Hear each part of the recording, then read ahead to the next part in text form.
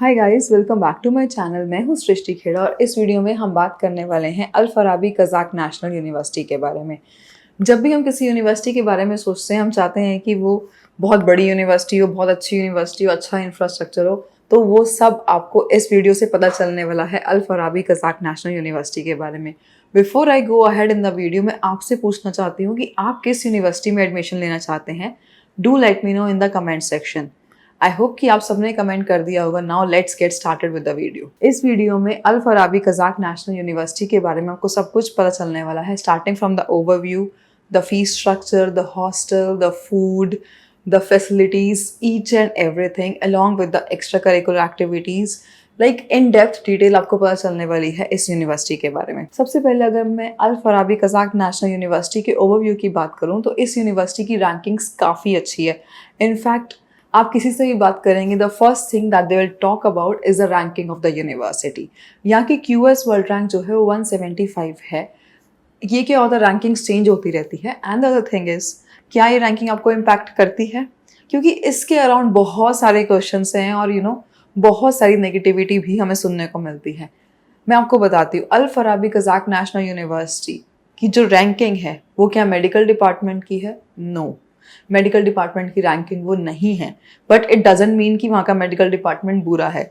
ये उस यूनिवर्सिटी की ओवरऑल रैंकिंग है और उस यूनिवर्सिटी में बहुत सारे कोर्सेज हैं जिसमें मेडिकल भी एक कोर्स है। मेडिकल को यहाँ पे स्टार्ट हुए बहुत ज़्यादा टाइम नहीं हुआ है, बट स्टिल जितना भी टाइम हुआ है, it is providing the quality education and there are so many Indian students which are studying medical in this university. Al Farabi Kazakh National University was established in 1934.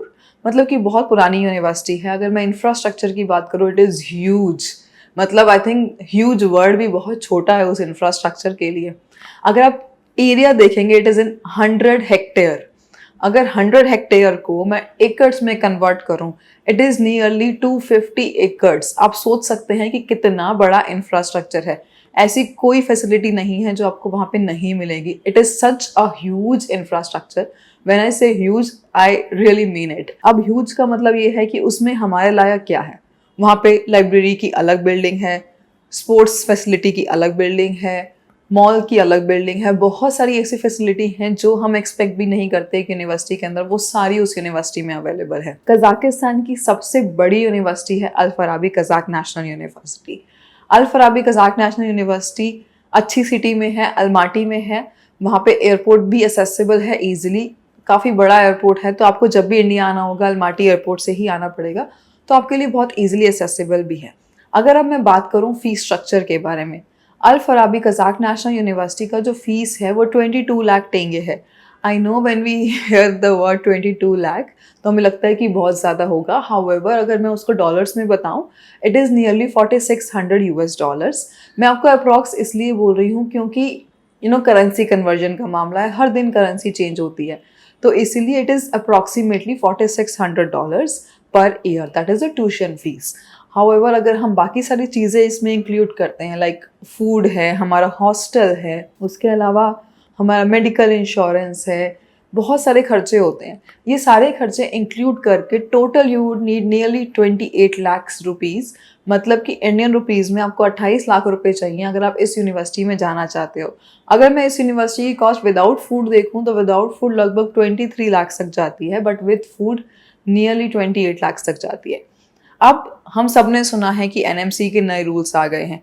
ये तो हो गई fees की बात। अब हम बात करते हैं, क्या ये यूनिवर्सिटी NMC के नए रूल्स फॉलो करती है या फिर नहीं करती है। जब भी हम NMC गजट के बारे में बात करते हैं, सबसे पहले हमारे माइंड में आता है 54 मंथ्स की ड्यूरेशन जो है 54 मंथ्स होनी चाहिए, प्लस 1 ईयर की इंटर्नशिप होनी चाहिए। कजाकिस्तान में जो कोर्स प्रोवाइड हो रहा है वो 5 ईयर का कोर्स प्रोवाइड हो रहा है, and they are saying that they are going to provide 1 year internship as well. मतलब कि 5 साल के कोर्स के बाद आपको 1 साल की इंटर्नशिप भी मिल जाएगी। So your course would comply with the NMC guidelines. That is one thing. Second thing, क्या यहाँ पे इंग्लिश मीडियम कोर्स मिलेगा? Yes, the complete course would be English medium. आपको कोई प्रॉब्लम नहीं होगी। बट अगर मैं क्लिनिकल्स की बात करूँ, obviously when you will go for clinicals, देखो पेशेंट हमेशा अपनी लैंग्वेज में बोलता है। आप भी हॉस्पिटल जाते हैं, being an Indian we most of the time talk in Hindi. Specially जब हॉस्पिटल में जाते हैं, when we are trying to explain our problem, हम most of the time Hindi में बात करते हैं, या फिर जो भी आपकी नेटिव लैंग्वेज है as per the area. Similarly Kazakhstan में भी ये चीज़ तो होगी ही होगी। Al Farabi Kazakh national university में इस सिचुएशन को ओवरकम करने के लिए फर्स्ट ईयर में कजाक लैंग्वेज भी पढ़ाई जाती है और रशियन लैंग्वेज भी पढ़ाई जाती है। रीज़न बीइंग वहाँ के जो लोकल लोग हैं, कुछ लोग कजाक लैंग्वेज यूज़ करते हैं, कुछ लोग रशियन लैंग्वेज यूज़ करते हैं। बिकॉज कजाकिस्तान पहले रशिया का ही पार्ट रह चुका है, तो वहाँ से बहुत सारे लोग हैं जो आए हुए हैं, इसलिए वहाँ पे ये दोनों लैंग्वेजेस यूज़ की जाती हैं और आपको दोनों लैंग्वेजेस ही पढ़ाई जाती हैं।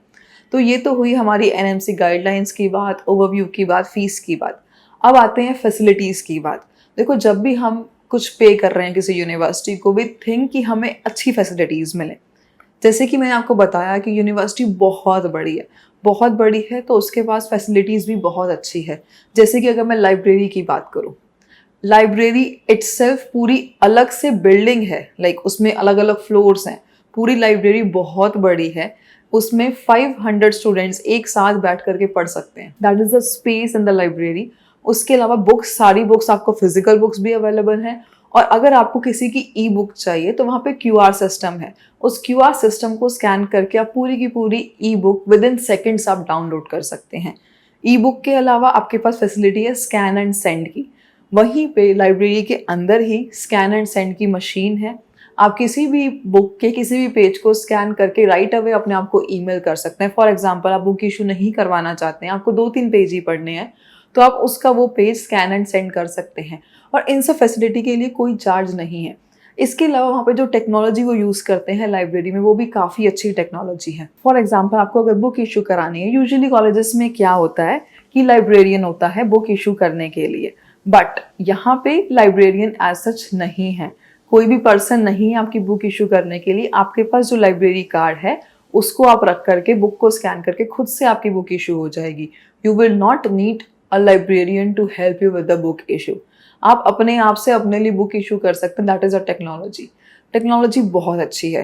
तो ये तो हो गई लाइब्रेरी की बात। अगर मैं बात करूँ लेबोरेटरी की, लेबोरेटरीज भी बहुत अच्छी हैं। सबसे पहले तो इतनी बड़ी यूनिवर्सिटी है तो मतलब इंफ्रास्ट्रक्चर तो बहुत अच्छा है। अब लेबोरेटरीज कैसी हैं? सारी लेबोरेटरीज में एनफ ऑपरेटर्स है, मतलब कि बच्चों को दिक्कत नहीं होती है, शेयरिंग बहुत कम होती है। उसके अलावा जितनी भी टेक्नोलॉजी या मशीन्स यहाँ पे अवेलेबल है वो सारी की सारी कोरिया से इम्पोर्ट की हुई है। I do not mean north Korea, हाँ, साउथ कोरिया से इम्पोर्ट की हुई है। इनफैक्ट वहाँ पे ऐसी ऐसी मशीन्स भी हैं, you just need to scan your body part और उसकी पूरी रिपोर्ट जनरेट कर देती है वो machine. That is the level of technology that they are using. ऐसी टेक्नोलॉजी आने वाले टाइम में इंडिया में आएगी, बट आपको अभी से वहाँ पे वो मिल रही है। तो लाइब्रेरी हो या लेबोरेटरीज हो, बहुत अच्छी फैसिलिटी है। अब बात आती है कि इनके अलावा और भी बहुत चीज़ों की ज़रूरत होती है, जैसे कि वहाँ पे सर्विस सेंटर है। अंदर सर्विस सेंटर की पूरी अलग से बिल्डिंग है। वो सिर्फ नाम का, कहने को ही सर्विस सेंटर है, बट अगर मैं उसको इंडिया से कंपेयर करूँ तो मैं कहूँगी कि वहाँ पे मॉल है। अब उसमें क्या क्या चीज़ें अवेलेबल है, वहाँ पे सबसे पहले तो कैंटीन है, और वहाँ पे जो खाना मिलता है वो सस्ते प्राइजेस पे मिलता है कंपेयर टू यूनिवर्सिटी के बाहर।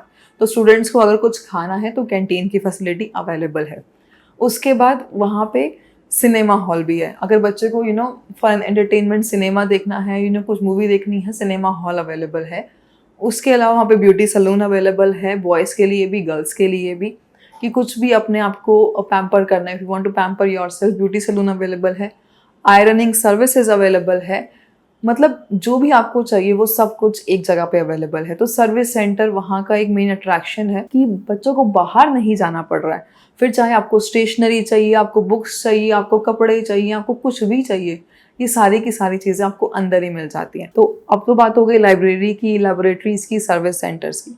उसके बाद इंफ्रास्ट्रक्चर की तो ये सब चीज़ें हो गई। अब बात आती है वहाँ पे हॉस्टल की और फूड की। हॉस्टल क्या है, वहाँ पे यूनिवर्सिटी के अंदर अवेलेबल नहीं है, यूनिवर्सिटी के जस्ट बाहर अवेलेबल है।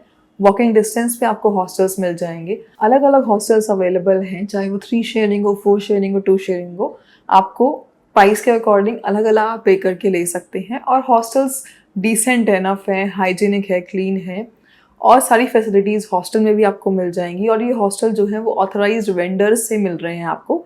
ऐसा नहीं है कि यूनिवर्सिटी का इन पे कोई कंट्रोल नहीं है। यूनिवर्सिटी के ऑथराइज्ड वेंडर्स हैं जो इन हॉस्टल्स को चला रहे हैं, तो आपको उसमें कोई प्रॉब्लम नहीं आने वाली है। सिक्योरिटी बहुत अच्छी है और कंट्री भी पीसफुल है, सच कंट्री में भी कोई इशू नहीं है। अब अगर मैं बात करती हूँ फूड की, जैसे मैंने आपको पहले बताया था कि सर्विस सेंटर के अंदर कैंटीन है, अगर किसी को खाना है तो कैंटीन से खा सकता है। बट अगर मैं मेस की बात करूँ तो इंडियन मेस की फैसिलिटी भी अवेलेबल है हॉस्टल्स में ही, और अगर आप सेल्फ कुक करना चाहते हैं तो वो फैसिलिटी भी अवेलेबल है। सो आपको एनफ डिटेल्स मिल गई होंगी I think Al Farabi Kazakh national university के बारे में। इसके अलावा कुछ एक्स्ट्रा चीज़ें हैं that I would like to bring to your notice. हैं बहुत छोटी छोटी चीज़ें लेकिन बहुत काम की चीज़ें हैं। अल-फराबी कज़ाक नेशनल यूनिवर्सिटी इतनी बड़ी है तो वहाँ पे उसके अंदर पुलिस स्टेशन भी है। शायद आपने ऐसा पहली बार सुना होगा कि वहाँ पे उसके अंदर पुलिस स्टेशन है। रीज़न बीइंग कि अगर कहीं बच्चों की लड़ाई हो जाती है and there is a situation, तो उस टाइम पे अगर पुलिस की ज़रूरत पड़ती है they have it right away.